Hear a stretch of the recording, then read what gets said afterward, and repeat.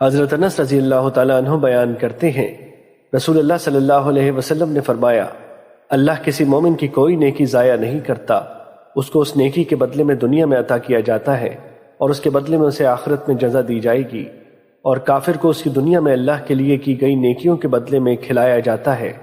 حتیٰ کہ جب وہ آخرت کو پہنچے گا تو اس کی کوئی نیکی نہیں ہوگی جس کی اسے جزا دی جائے۔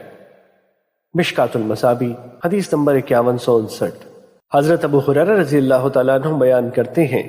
رسول اللہ صلی اللہ علیہ وسلم نے فرمایا، جہنم کو شہوات کے ساتھ ڈھانپ دیا گیا ہے اور جنت کو ناگوار چیزوں سے ڈھانپ دیا گیا ہے۔ مشکات المصابیح حدیث نمبر 5160۔ حضرت ابو ہریرہ رضی اللہ تعالیٰ عنہ بیان کرتے ہیں، رسول اللہ صلی اللہ علیہ وسلم نے فرمایا، دینار و درہم اور 2 شالے کا پرستار بندہ ہلاک ہوا، اگر اسے دیا جائے تو خوش اور اگر نہ دیا جائے تو ناراض ہوتا ہے،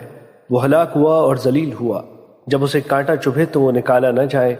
خوشحالی ہو اس شخص کے لیے جو اللہ کی راہ میں اپنے گھوڑے کی لگام تھامے ہوئے ہیں، اس کے بال پراگندہ اور پاؤں گرد آلود ہیں، اگر وہ پہرے پر مامور ہے تو وہ پہرے پر ڈٹا ہوا ہے، اور اگر لشکر کے آخری دستے میں ہے تو وہ وہاں بھی ڈٹا ہوا ہے، اگر وہ محفل میں شرکت کے لیے اجازت طلب کرے تو اسے اجازت نہ دی جائے، اور اگر وہ سفارش کرے تو سفارش قبول نہ کی جائے۔ مشکات المصابیح حدیث نمبر 5161۔